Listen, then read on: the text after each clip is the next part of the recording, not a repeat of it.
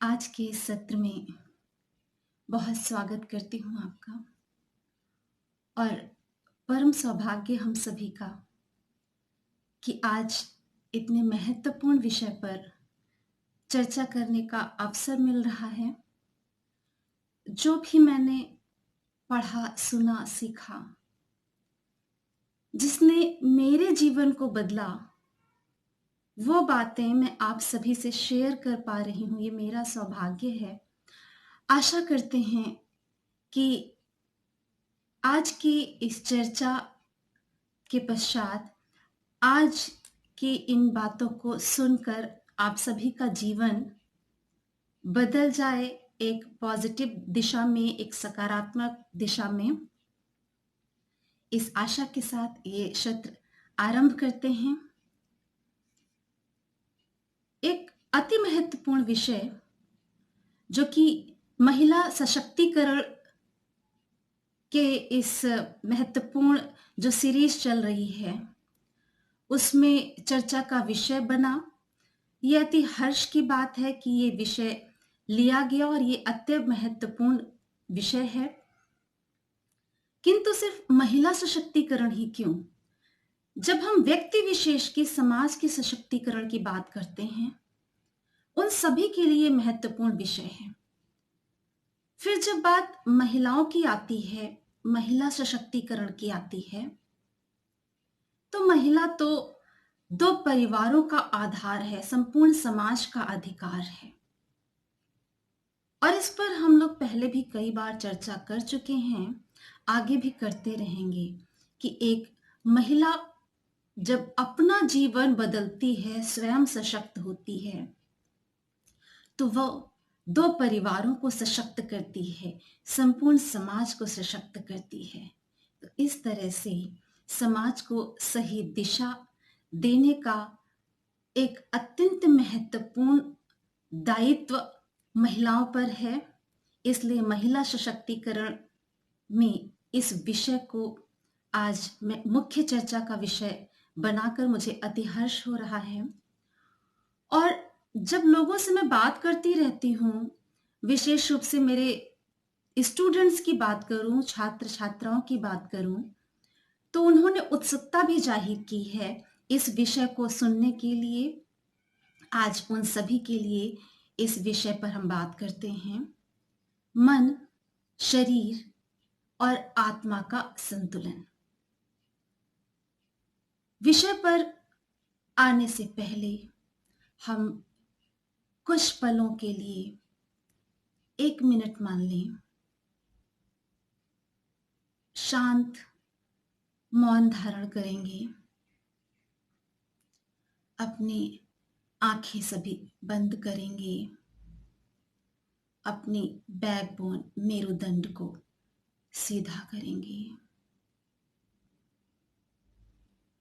Full breathe, एक लंबी गहरी सांस लेंगे।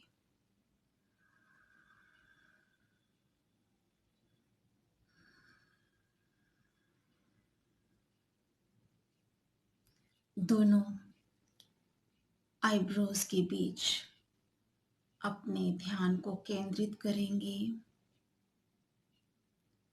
आप देख पा रहे हैं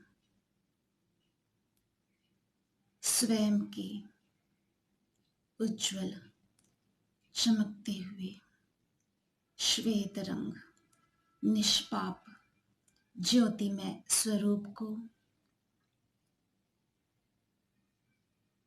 स्व में केंद्रित होते हुए इस महाशक्तिशाली ज्योति रूप स्व को परब्रह्म, परमात्मा से जोड़ते हुए आप अनुभव करेंगे कि परमात्मा, परम शक्तिमान, शक्ति स्वरूप, शांति स्वरूप, प्रेम स्वरूप आपके साथ जुड़ रहा है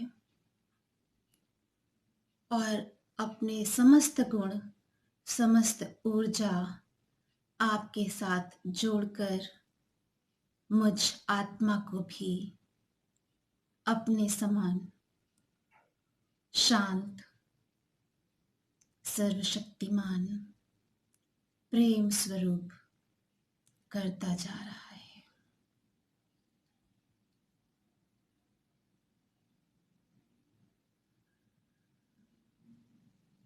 लंबी सांसों के साथ अपने शांत स्वरूप को आप अनुभव करते हैं।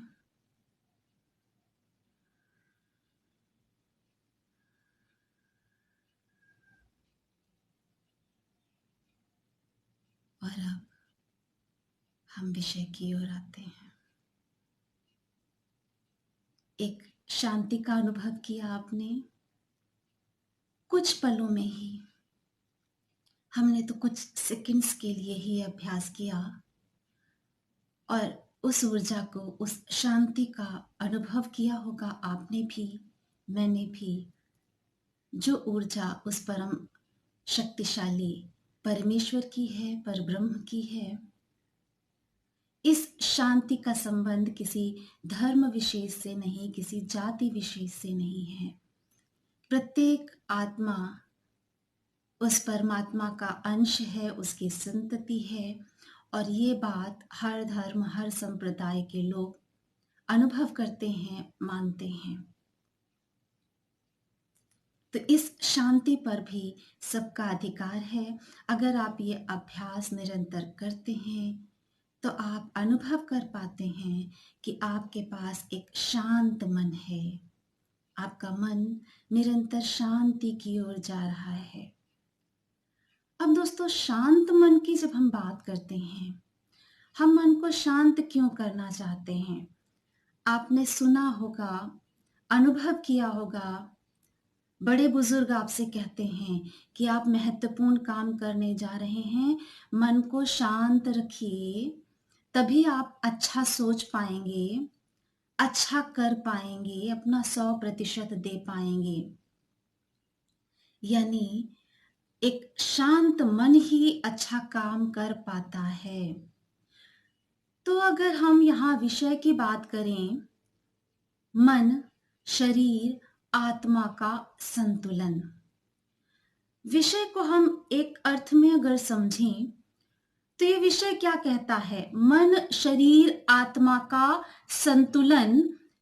इससे आप ये भी कह सकते हैं कि हमारा मन, शरीर और आत्मा जब मिल करके एक दिशा में प्रयास करें तो हम अच्छे तरीके से हर काम को कर पाएंगे और हमारा रिजल्ट अच्छा ही होगा, हमें अच्छे परिणाम मिलेंगे। लेकिन इसका यहां एक दूसरा अर्थ भी निकलता है और उस अर्थ में पहला अर्थ स्वतः समाहित हो जाएगा। तो आज हम थोड़ा गहराई में चल करके इस संतुलन को समझते हैं और कैसे ये संतुलन हम धारित कर सकते हैं, अपने अंदर ये संतुलन ला सकते हैं और उस संतुलन से अपने जीवन को सुखमय बना सकते हैं, सक्सेसफुल बना सकते हैं। ना सिर्फ खुद के लिए सुखमय, जब हम सुखी होंगे, आनंदित होंगे, तो हम वही वाइब्रेशन अपने आसपास भी रेडिएट करेंगे।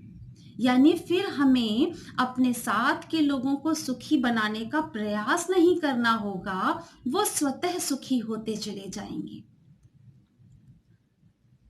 तो मन, शरीर, आत्मा, इसका संतुलन कैसे हो?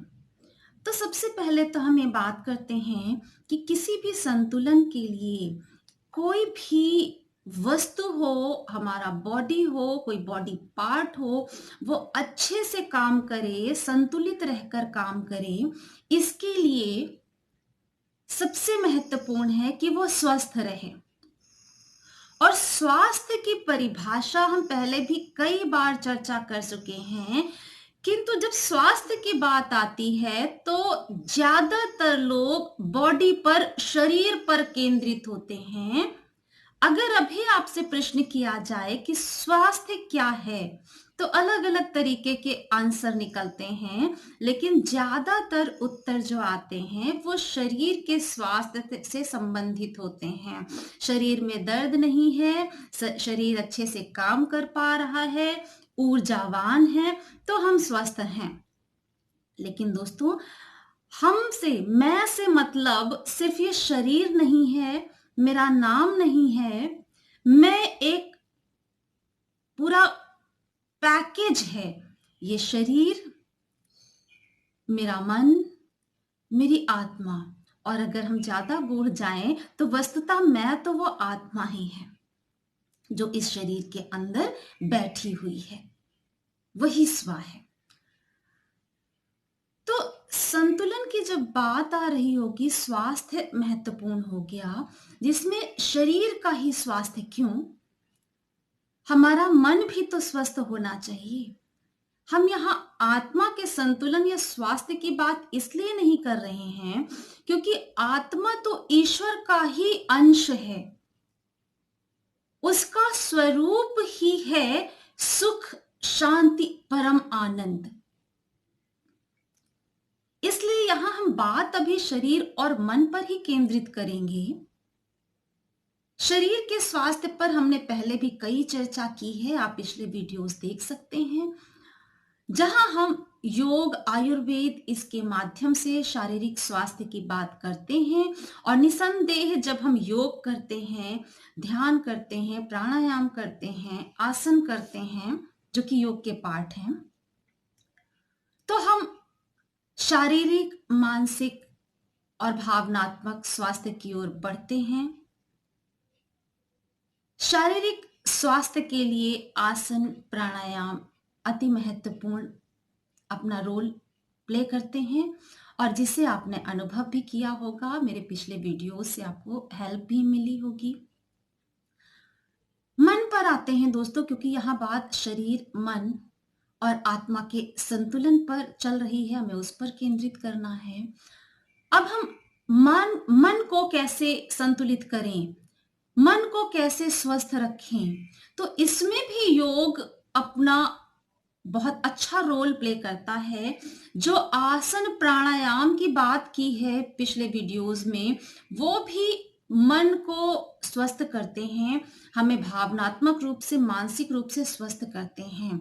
लेकिन दोस्तों, योग में हम 8 चरण की बात करते हैं: यम, नियम, आसन, प्राणायाम, प्रत्याहार, धारणा, ध्यान और समाधि। तो इसमें देखिएगा, ये जो ध्यान और समाधि के भाग हैं, इसको सामान्यतः लोग ये समझ लेते हैं कि ये इस जीवन के बाद की चीज, यानी जब अंत की तरफ चलें तब हम ध्यान में बैठें, समाधि की अवस्था में जाएं। लेकिन सफल तो हमें इसी जीवन में रहकर होना है। हमें अपने हर कार्य में 100% यहां देना है। हमें अपने शरीर, मन और आत्मा को संतुलित रख के आगे यहां बढ़ना है। तो ध्यान जीवन के बाद क्यों? आज हम कुछ ऐसे बिंदुओं पर बात करें कि हम अपनी रोजमर्रा के जीवन को जीते जीते किस तरीके से अपनी आत्मा की बैटरी को चार्ज रखें, अपने मन को संतुलित रखें, हर समय ध्यान के द्वारा मन को स्वस्थ करते चलें, जिससे हर कार्य में 100% दें। दोस्तों, मन की अगर बात करते हैं, आप गाड़ी पे तो सभी सवार हुए हैं।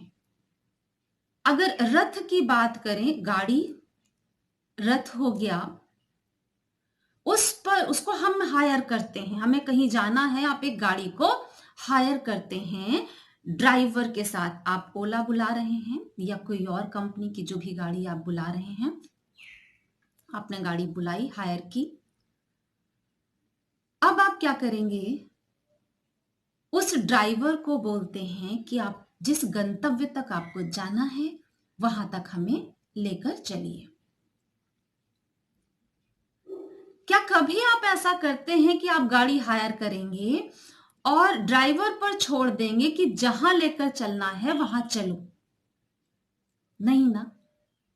तो फिर आप अपने इस पूरे जीवन की यात्रा में अपने आप को यानी स्व को, इस आत्मा को कहाँ जाना है, इसका निर्धारण उस मन जो ड्राइवर बैठा है, जो सारथी बैठा है, उसके हाथ में छोड़ सकते हैं।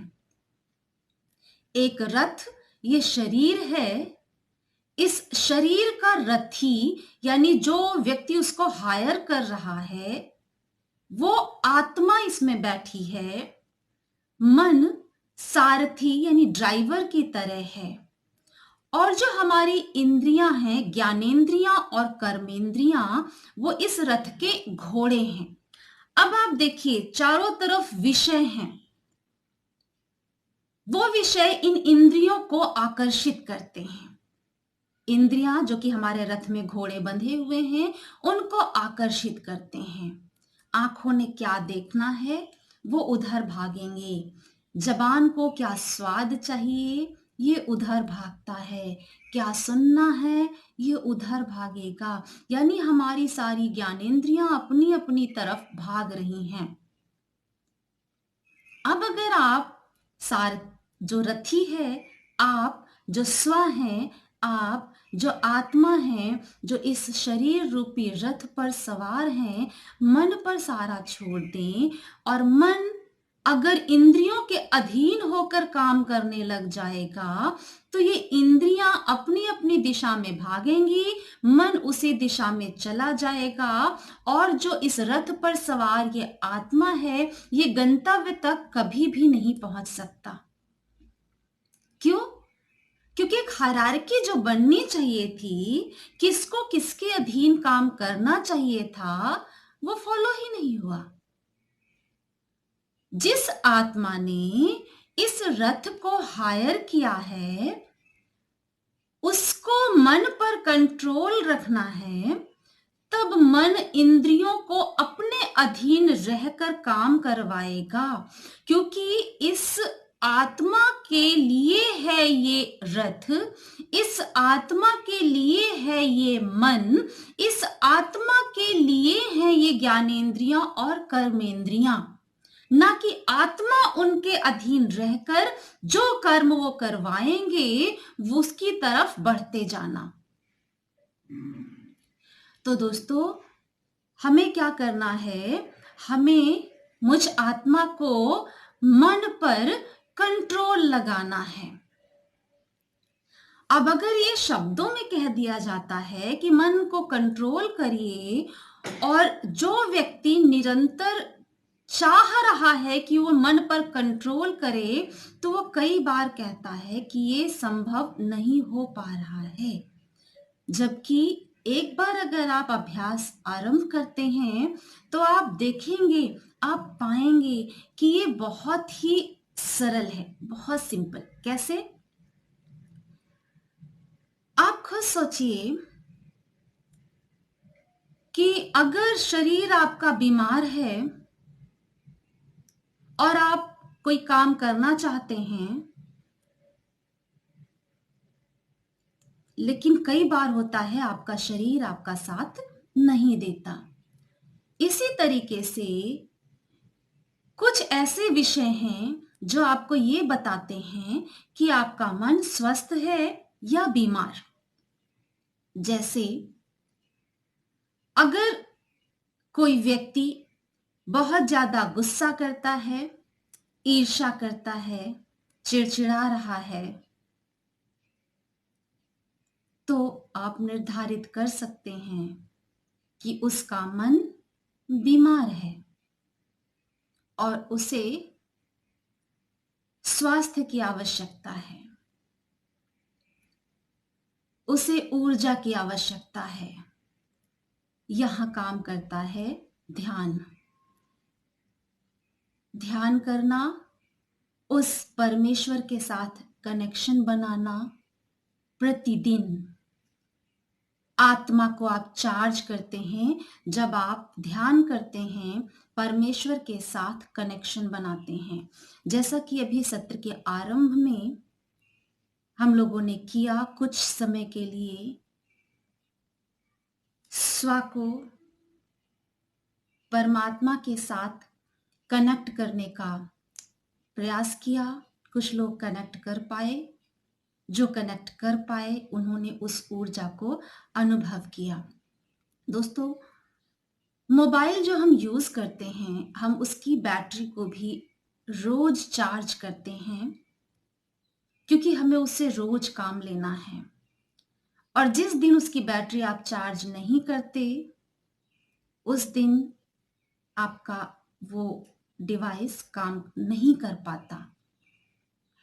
फिर ये मन जो कि निरंतर काम करता है, हमारे मुझ आत्मा के लिए सारे काम करता है, हमारे सारे रिश्ते चलाता है, हमारे ऑफिस में काम करता है, स्कूल कॉलेज में काम करता है, घर में काम करता है, समाज में काम करता है, मुझ आत्मा के लिए। तो फिर उस मन को अकेला कैसे छोड़ दिया जाए? हमारा दायित्व है कि हम उस मन के स्वास्थ्य पर ध्यान दें, उसको चार्ज करें। जब प्रतिदिन हम ध्यान करेंगे, ईश्वर के साथ कनेक्शन स्थापित करेंगे, आत्मा को एनर्जाइज करेंगे, हमारी आत्मा जब ऊर्जावान होगी तो मन को भी पावर मिलेगी और मन पॉजिटिव डायरेक्शन में चल पाएगा। ये हो सकता है कि किसी को मन पर नियंत्रण करने में थोड़ा कम समय लगता है, जल्दी नियंत्रित हो जाता है, कुछ को ज्यादा समय लगता है। वो इस बात पर डिपेंड करता है कि आत्मा जो आज इस शरीर के अंदर है, इस रथ पर सवार है, वो पिछले हजारों साल की जो यात्रा करके आई है, वो कहाँ कहाँ से आ रही है, उन सभी जगहों के संस्कार अपने साथ लेकर आई है। और उस संस्कार के ऊपर हमें इस आत्मा का जो अपना स्वरूप है, शांति का, प्रेम का, उस स्वरूप को स्थापित करना है, जिससे ये मन शांत होता जाए। तो उसके लिए निरंतर अभ्यास करना है। अभ्यास की दिशा में सबसे पहला कदम क्या होना चाहिए कि हम आज इसी समय से ये प्रॉमिस करें कि हमें गुस्सा नहीं करना है, कभी भी नहीं, एक बार भी नहीं, क्योंकि वो मुझ आत्मा का स्वरूप नहीं है। आप अनुभव करते होंगे कि एक पल का भी अगर आपको गुस्सा आता है तो आपके मन की क्या दशा होती है। आपका मन हिल जाता है। मन का हिलना मन को कमजोर बनाता है। आत्मा का नियंत्रण मन पर नहीं रह पाता। मन अपने आप अपनी दिशा में भागने लगता है, विषयों के पीछे भागने लगता है। आप इस बाहर की दुनिया में अपनी खुशी खोजने लगते हैं, जबकि बाहर की दुनिया में खुशी नहीं है। खुशी आपके अंदर है, आप क्रिएट करते हैं। गुस्सा भी आप क्रिएट करते हैं, आप करते हैं। कुछ परसेंट मैं वहां छोड़ देती हूं, जब आपका शरीर बहुत बीमार है, आपका मन बहुत बीमार है, अनियंत्रित है, वहां 1% के लिए मैं ये कह देती हूं कि उनको आप स्वस्थ करिए, पूर्ण नियंत्रण में आएंगे, फिर आप अपने गुस्से को पूरा कंट्रोल आसानी से कर पाते हैं। लेकिन ज्यादातर केस में, लगभग सभी केसेस में आप गुस्सा करते हैं, ये बाहर से नहीं आता। शरीर भी आपका आपने कमजोर किया है, मन को भी आपने कमजोर किया है। तो ये किसकी जिम्मेदारी है कि अपने शरीर को, मन को मजबूत करे, स्वस्थ करे और फिर उस पर नियंत्रण स्थापित करे, जिससे शरीर, मन, आत्मा ये संतुलन में रहें और आप अपने प्रत्येक कार्य में 100% दे पाएं। तो जब आप खुद गुस्सा करते हैं, आप ईर्ष्या करते हैं, तो फिर इसको रोक कर शरीर को, मन को संतुलित भी कौन करेगा? जो गुस्सा करता है, यानी आप अभ्यास के द्वारा वो जो गुस्से का संस्कार आया है आपके साथ, उसको मिटाएंगे और उस पर शांति और प्रेम के संस्कार को आप स्थापित करेंगे, जिससे आपका जो मन है वो शांत होता जाएगा, आपके आत्मा की ऊर्जा उससे और बढ़ेगी। एक बार जब आत्मा की ऊर्जा और बढ़ेगी तो वो मन को और शांत कर देगा। आपके लिए शांत रहना, प्रेम स्वरूप रहना और आसान हो जाएगा, जो आपकी आत्मा को और चार्ज करेगा। यानी एक बार अगर आप ये अभ्यास करना आरंभ करते हैं तो एक चक्र आरंभ होता है जो आपकी आत्मा को चार्ज करता जाएगा और आप एक संतुलित शरीर, मन, आत्मा इसको धारण कर पाएंगे। आप हर कार्य में अपना 100% दे पाएंगे। इसलिए बहुत ही महत्वपूर्ण है अपनी आत्मा को प्रतिदिन ध्यान के द्वारा चार्ज करना। और सिर्फ ये नहीं कि हम प्रतिदिन सुबह ध्यान कर लें 5 मिनट 10 मिनट और उसके बाद हम दिन भर कुछ भी करें, कैसे भी करें। आप खुद सोचिए कि अगर आप एक पौधे को सुबह सुबह अच्छा पानी दे देते हैं, खाद दे दें, अब दिन भर उसको आप कुछ भी दें, आपने दोपहर में एसिड डाल दिया उस पौधे पर, क्या वो चल पाएगा? चल पाएगा क्या? नहीं ना। तो फिर अगर हम सुबह ध्यान करते हैं, अच्छे थॉट क्रिएट करते हैं, वो जो विचार हमने क्रिएट किया उसने अपना काम किया। सबसे पहले तो जिस स्थान पर उस थॉट को आपने क्रिएट किया, एक अच्छा सुंदर विचार, उसने अपनी ऊर्जा वहां पर दी, आपकी बॉडी के हर सेल तक वो ऊर्जा गई। जिसके विषय में आपने वो ऊर्जा क्रिएट की वो वहां तक पहुंची और आपके आसपास के वातावरण में भी वो अच्छी ऊर्जा गई। ये आपने एक अच्छा थॉट क्रिएट करके किया। लेकिन अब अगर सुबह इस अमृत का पान करने के बाद दिन भर हम गलत तरीके के विषयों पर लगे रहें, आप ईर्ष्या, लड़ाई, झगड़ा, ये अकारण की विषयों पर लगे रहे, तो फिर सुबह जो चार्ज हुआ वो बैटरी डिस्चार्ज होगी, मन की शक्ति फिर घट जाएगी। उस कंडीशन में जितना हमें उस सुबह के ध्यान से लाभ मिलना था वो नहीं मिल पाता और फिर आप ही शिकायत करने लगते हैं कि हमें इस अभ्यास से लाभ नहीं मिल रहा। तो दोस्तों वहां ये सोच लीजिएगा कि हमने कितना एनर्जाइज किया और कितना उसका यूज गलत दिशा में करके उसको डिस्चार्ज कर दिया।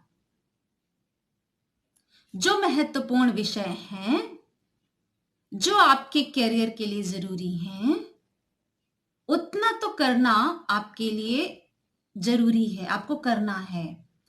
अब आप ये तय करिए वो कौन सा ऐसा काम है जहां आप आप अननेसेसरी गॉसिप करते हैं, जहां आप अननेसेसरी गुस्सा क्रिएट कर रहे हैं, जहां आप ईर्ष्या करते हैं, जहां आप दूसरों की बुराई करते हैं, और ये सारी चीजें आपकी बैटरी को डिस्चार्ज करते हैं, आपके मन को कमजोर करते हैं, आपको हिला देते हैं, और फिर वो नुकसान आपका होता है और आपका नुकसान आपके अपनों तक पहुंचता है, और वही ऊर्जा आप समाज में रेडिएट करते हैं।